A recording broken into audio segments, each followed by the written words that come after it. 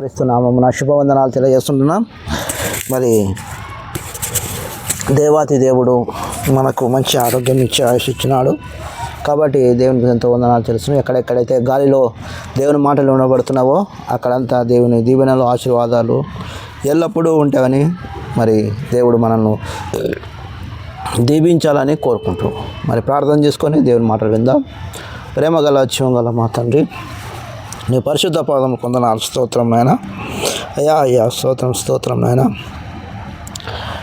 నీ బిడ్డలు తండ్రి నాయన, మంచి ఆలోచన, మంచి తలంపులు తండ్రి నాయన, మిమ్మల్ని గురించిన ఆధ్యాత్మిక విషయాల గురించి ప్రభా దయచేస్తుండగా ప్రార్థిస్తున్నాం తండ్రి.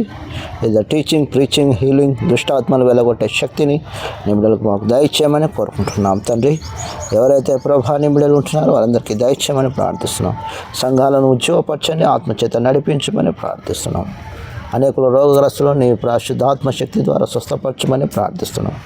నీ బలమైన కార్యం జరిగించమని ప్రార్థిస్తున్నాం తండ్రి.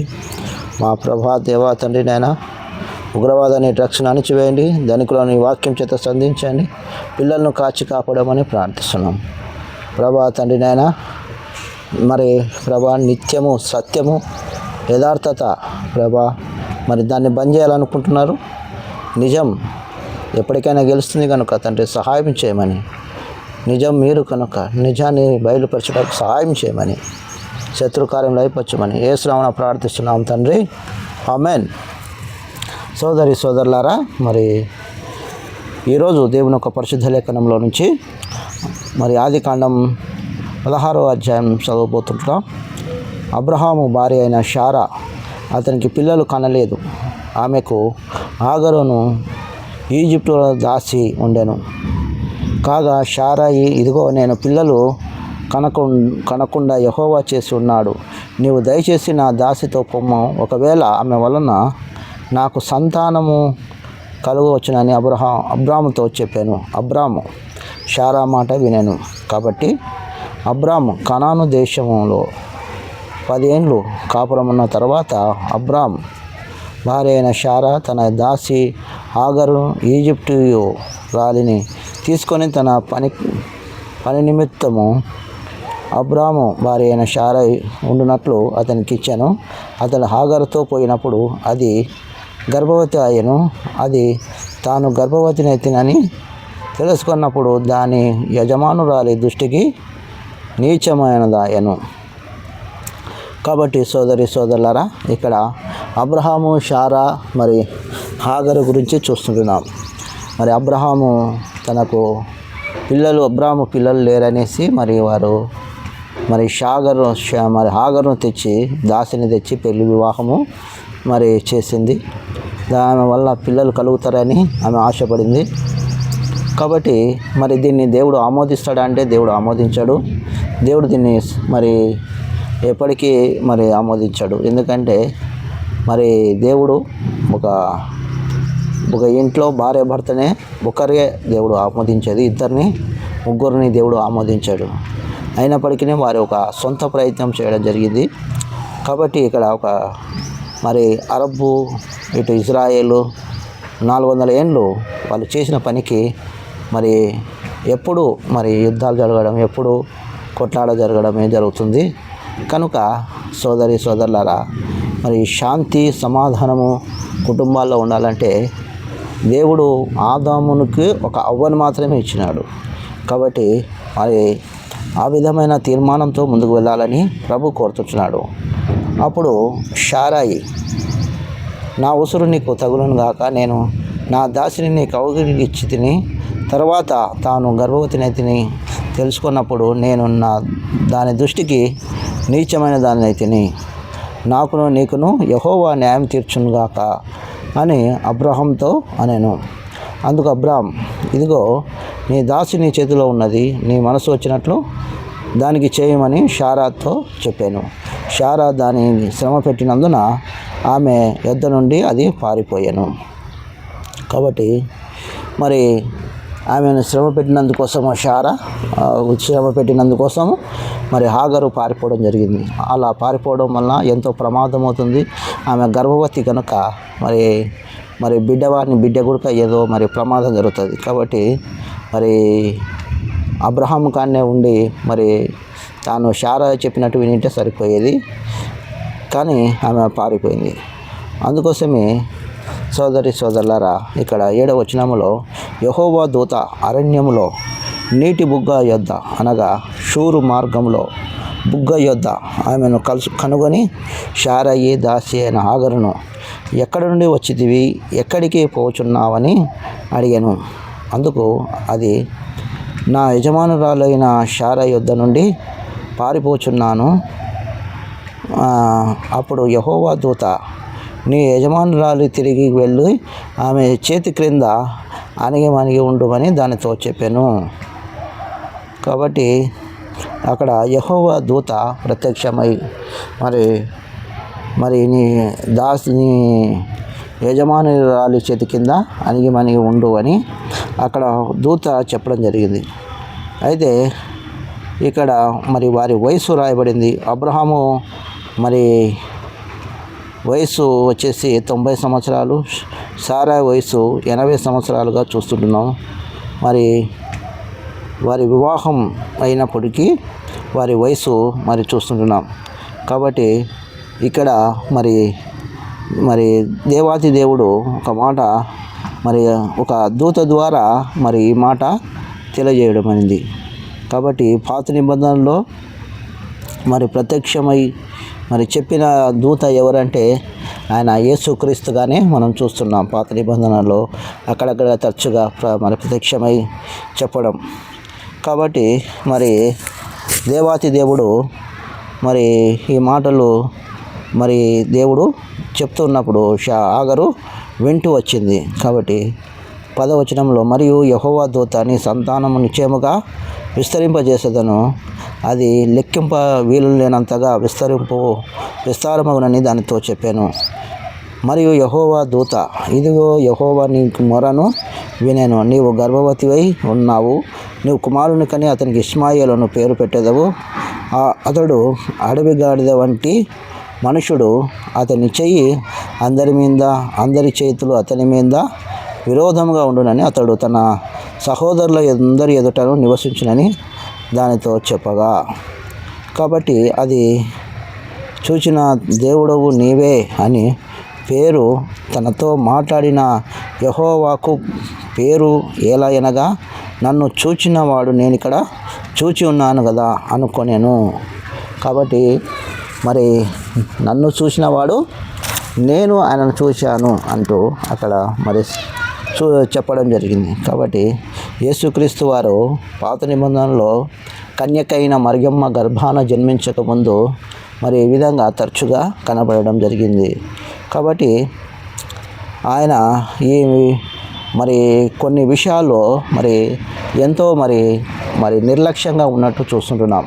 2 విషయాల్లో అబ్రహాము మరి తప్పులు చేసిన మరి 2 ఆయన ఎక్కువగా మరి కానాను చేరేటప్పుడు 2 తప్పిదములు చేసినట్టు చూస్తుంటున్నాం. అనగా హాగరు తీసుకొని రావడం, హాగరు వివాహం చేసుకోవడం, ఇంకోటి ఐశ్వర్యమును వెంట పెట్టుకొని రావడం, ఇవన్నీ తనకు వచ్చిన చిక్కుముడులుగా చూస్తుంటున్నాం. కాబట్టి మరి ఐశ్వర్యం వల్ల తనకు ఎన్నో ఇబ్బందులుగా జరిగినట్టుంది. కాబట్టి ఈ 5వ మాటగా మనం చూస్తుంటున్నాం. 7 మాటలు అబ్రహాంకు దేవుడు మరి ఈ ఆది కాండంలో చెప్పినట్టు చూస్తుంటున్నాం. మరి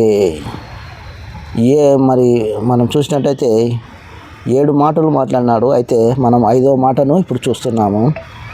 అయితే సోదరులారా, మరి దేవుని యొక్క పరిశుద్ధ లేఖనంలో మరి మొదటి మాటగా చూస్తే మరి దేవునికి మరి వ్యతిరేకంగా తిరిగిన మాటల్లో ఆయన మరి చూసినట్టయితే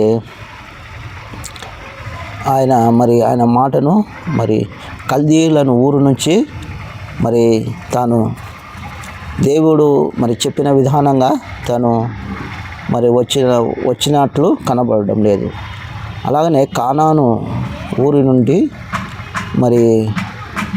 మరి తాను హాగరు అను మరి స్త్రీలను మరి దాసిని మరి వివాహం చేసుకోవడం జరిగింది. అలాగనే అబ్రహాము మూడవదిగా చూసినట్లయితే అబ్రహాము మరి ఆస్తి సంపద వల్ల మరి ఎంతగానో తాను దేవునికి మరి కొన్ని విషయాల్లో మరి సరిగా తాను నడుచుకున్నట్టు చూస్తుంటున్నాం. నడుచుకోలేదు కనుక కొన్నిసార్లు దేవుడు కొందరికి డబ్బు ఇచ్చి పరీక్షిస్తాడు, కొందరికి డబ్బు ఇవ్వకుండా పరీక్షిస్తాడు. అందులో కొందరు ఓడిపోతారు, ఇందులో కొందరు ఓడిపోతారు. అయితే మనం జాగ్రత్తగా ముందుకు అడుగు వేయాలా, ముందుకు దేవుడు చెప్పినట్టు మనం నడవాలి. అంతేగాని ఇక్కడేం దొరుకుతుంది, అక్కడేం దొరుకుతుంది, వెనకలేం దొరుకుతుంది, ముందరేం దొరుకుతుంది అనేది మనం చూసుకోకూడదు. ఒకవేళ దేవుడిస్తే తీసుకుందాం. కాబట్టి సోదరులారా, ధనమూలం జగత్తు కాదు విపత్తు. కాబట్టి కమాలే హీరే మోతి ఫగిలే కఫన్ మే జేబేనే హోతి. మనం ఎన్ని సంపాదించినా వదిలిపెట్టి పోవాల్సిందే. కాబట్టి మరి ఇక్కడ మరి 4000 సంవత్సరాలు మరి ఆ రోజుల్లో నుంచి ఈ రోజు వరకు ఎన్నో శ్రమలు వాళ్ళు ఎదుర్కొంటూ వస్తున్నారు. ఇటు అరబ్ ప్రాంతం, ఇటు ఇజ్రాయిల్ వాళ్ళు మరి ఎన్నో, ఇటు హాగరు సంతానం, ఇటు షారా సంతానం వాళ్ళు ఎంతో మరి ఇబ్బందులు ఎదుర్కొంటూ వచ్చినారు. మరి ఎన్నో యుద్ధాలు జరిగినట్టు మనం చూస్తుంటున్నాం. కాబట్టి సోదరులారా, మరి 6వ మాటగా చూసినట్టయితే ఆయన మరి ఆదికాండం 18వ అధ్యాయంలో సొదొమ గుమరాలను మరి నాశనం చేస్తా అనే మాట చూస్తుంటున్నాం. అలానే 7వది చూసినట్టయితే ఆదికాండము 22వ అధ్యాయములో కుమారునికి బలి ఇవ్వమన్నప్పుడు అక్కడ మరి దేవుని విషయంలో మరి కొన్ని ఇది ఏ విధంగా చేయాలా అనేది కొంచెం తడబడినట్టు మనం చూస్తుంటున్నాం. కాబట్టి సోదరులారా, మన జీవితం ఒక దేవునికి ప్రాధాన్యత ఇస్తున్నామా, లోకానికి ప్రాధాన్యత ఇస్తున్నామా? శరీరాశ, నేత్రాశ, జీవపుడమము, దీనివల్ల మనం నష్టపోతాం, మన కుటుంబాలు నష్టపోయేదిగా ఉంటాయి. కాబట్టి సరైన విధంగా నడిచినప్పుడే దేవుడు దాన్ని దీవించేవాడుగా ఉంటాడు. కాబట్టి 14వ వచనంలో అందుకు చేత ఆ నీటి బుగ్గకు బెయర్ లాహోర్ అను పేరు పెట్టబడెను. అది కాదేశుకు బేరేతుకు మధ్య ఉన్నది. తర్వాత హాగరు అబ్రహాము కుమారుని కనెను. అబ్రాము హాగరు కనిన తర్వాత తన కుమారునికి ఇష్మాయేలును పేరు పెట్టాను. హాగరు అబ్రహాము ఇష్మాయేలు కనినప్పుడు అబ్రహాము 87 ఏళ్ళు. అంటే మరి చూసినట్టయితే ఇక్కడ 86 ఏళ్ళు వయస్సు మరి ఇష్మాయిల్ కన్నప్పుడు చూస్తుంటున్నాం. అలాగనే మరి షారాకు కూడా మరి ఇక్కడ వయస్సును చూస్తుంటున్నాం. కాబట్టి మరి షారా మరి హాగరు మరి వీరి కుటుంబ వ్యవహారము దేవుడు మరి ఏ విధంగా 2 కుటుంబాలకు ఒక సమానత్వం తీసుకొని వచ్చినాడు. వారి కుటుంబాన్ని, దాసి కుటుంబాన్ని కూడా ఒక స్థాయికి తీసుకొని వచ్చినాడు దేవుడు. కాబట్టి వారు చేసినారు కదా, మనం ఎందుకు చేయకూడదు అని కాదు, మనం అటువంటి పనులు చేయకూడదని దేవుడు ఆశించినాడు, మనం చేయాలని కాదు. అబ్రహాముకున్నారు నాకెందుకు ఉండకూడదు, దావీదుకున్నారు నాకెందుకు ఉండకూడదు అనేది మంచిది కాదు. దేవుడు ఆదాముకు ఒకే ఎముకను తీసినాడు, కానీ 5-6 ఎముకలు తీసి తయారు చేయాలి. కాబట్టి మన జీవితము మరి ఒకే భార్యతో గడపాలని దేవుడు చెప్తుంటున్నాడు. కాబట్టి సోదరులారా, మరణము మరి ఏ విధంగా మనము ఒకరోజు పరలోకంలో యేసుప్రభు మరణించి తిరిగి లేచిన దేవుడు, ఆయన మృతి పొందినాక మనం తిరిగి లేచినాక ఏ విధంగా మనం ఆయనను మరి పరలోకంలో ఒకరోజు చూస్తాం. ఆయనను వెంబడించినప్పుడు ఆయన మన కృప చేత, ఆయన ప్రేమ చేత మనను బలపరిచేవాడుకుంటున్నాడు.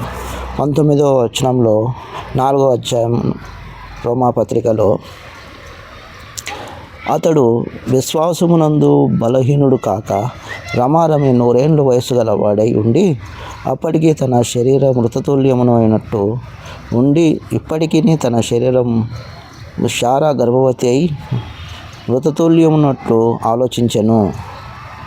కాబట్టి మరి ఇక్కడ శారా గర్భవతి మృతతుల్యమైనట్టు ఆలోచించినాను. కాబట్టి 25వ వచనంలో ఆయన మన అపరాధముల నిమిత్తం అప్పగించబడి మనము నీతిమంతులుగా తీర్చబడ్డకై తిరిగి లేపబడ్డాడు. కాబట్టి సమాధి, యేసుప్రభు సమాధి ఖాళీగా ఉంది. కాబట్టి సత్యాన్ని మనము తెలుసుకున్నాలా, సత్యమందు మనం నడవాలా. 17వ వచనం 17వ అధ్యాయంలో ఆయన మరి అబ్రాము 99 ఏండ్ల వాడై ఉన్నప్పుడు యెహోవా అతన్ని ప్రత్యక్షమై, నేను సర్వశక్తి గల దేవుడను, నా సన్నిధిని నడుచు నిందారహితుడవై ఉండు. కాబట్టి మరి నాకును నీకును మధ్య నా నిబంధనకు నీ నిబంధనకు ఆధిక్యము అభివృద్ధి పొందించదను. కాబట్టి ఆయన ఆధిక్యము పొందించేవాడు, మనకు సహాయం చేసేవాడు. కాబట్టి మనతో ఒక మరి నిబంధన చేస్తున్నాడు. ఈ 17వ అధ్యాయంలో ఆది కాండంలో నిబంధన అనే మాట 13 సార్లు చూస్తుంటున్నాం. కాబట్టి ఆయన నిబంధన చేసి మర్చిపోని దేవుడు. అంటే ఒక సంతకం అన్నమాట. మనం రిజిస్ట్రేషన్లో ఎట్లా సంతకం చేస్తే మరి ఇతల స్థలం కొంటే అవతలనికి ఎట్లా డబ్బులు ఇచ్చి తీసుకొని మరి వారి పేరు అవుతుందో, అలాగే కోర్టులో ఒక సబ్మిట్ చేస్తే, సంతకం చేస్తే ఆ కేసు ఉండాలన్నా కొట్టేయాలనేది సంతకం ద్వారా ఉంటుంది. అలాగే నిబంధన అనేది దేవుడు చూపిస్తుంటాడు ఆ కాలంలో. అంటే ఏదైతే నిబంధన చేస్తున్నారో ఆ నిబంధన ప్రకారం నడవాలి, నిలవాలి, గెలవాలి అని దేవుడు కోరుతున్నాడు. కాబట్టి సత్యము మనల్ని స్వతంత్రులుగా చేస్తుంది. సత్యము మనల్ని నడిపించేదిగా ఉంటుంది. ప్రమాదాలు, కష్టాలు, ఇబ్బందులు దేవుడు మనకు ఎల్లప్పుడూ సహాయం చేయాలనుకుంటున్నాడు. ఎల్లప్పుడూ మనల్ని నడిపించి ఆయన ప్రేమ చేత, కృప చేత తన ప్రియబిడ్డలైన మనకు ఆయన మరి ఎంతగానో సహాయం చేయాలనుకొని ఆశ కలిగి ఉన్నాడు. కాబట్టి విశ్వాసముతో మనం ఉండాలి. కానీ మనం అవిధేయతలుగా ఉంటే మనమే నష్టపోతాం, మన కుటుంబాలే నష్టపోతాయి. అబ్రహాము తన జీవితంలో ఎన్నో పాఠాలు నేర్చుకున్నాడు. ఎన్నో విషయాలు తను దేవుడు చెప్పినట్టు విన్నప్పుడు తన జీవితము సరైన దిశలో నడిచినట్టు చూస్తున్నాం. కాబట్టి ఆయన సరైన దిశలో వారిని నడిపించాలని దేవుడు కోరినాడు. కాబట్టి మనల్ని కూడా దేవుడు ఆ కానాను అనే పరలోకంలో చేర్చాలని దేవుడు కోరుతున్నాడు. కాబట్టి నమ్మకత్వము మనిషికి అవసరము, యథార్థత మనిషికి అవసరం. కాబట్టి సోదరి సోదరులారా, हमें ये शहर छोड़ना है, यीशु के लहू में हमारे नदी उसके नदी में गुनाह धो लेना. మనం వెళ్ళాలి, యేసు ప్రభు రక్తంలో నదిలో మన పాపాలు కడుక్కొని శుద్ధులు కావాలి.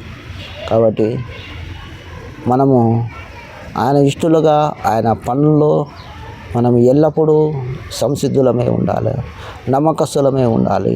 కాబట్టి యథార్థతను వదులుకోవద్దండి, నమ్మకత్వాన్ని వదులుకోవద్దండి. ఎన్నో కష్టాలు వస్తాయని, ఇబ్బందులు వస్తాయని వెనక్కు తిరగొద్దండి.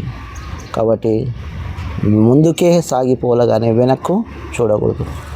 ముందుకు సాగిపోవడం వల్ల దేవుడు ఒక సిలువను జయించినట్టు మనముడుగా ఈ లోకమును జయించాల. దేవుడు ఆ విధంగా మనల్ని నడిపించును గాక. ప్రార్థన చేసుకుందాం. పరిశుద్ధ మా తండ్రి, నీ పాదాలకు స్తోత్రములు. నీ బిడ్డలు వాక్యం ద్వారా బలపరచుమని, వారి హృదయాల్లో నీ వాక్యం ముద్రించమని, వారి కుటుంబాలను దీవించమని యేసు నామమున ప్రార్థిస్తున్నాం తండ్రి, ఆమేన్. మన పరమ తండ్రి యొక్క ప్రేమ, పరిశుద్ధాత్మ అన్యోన్య సహవాసం ఇప్పుడు ఎల్లప్పుడూ సదాకాలం తోడై ఉండును గాక. ఆమేన్. అందరికీ ప్రైజ్ లార్డ్.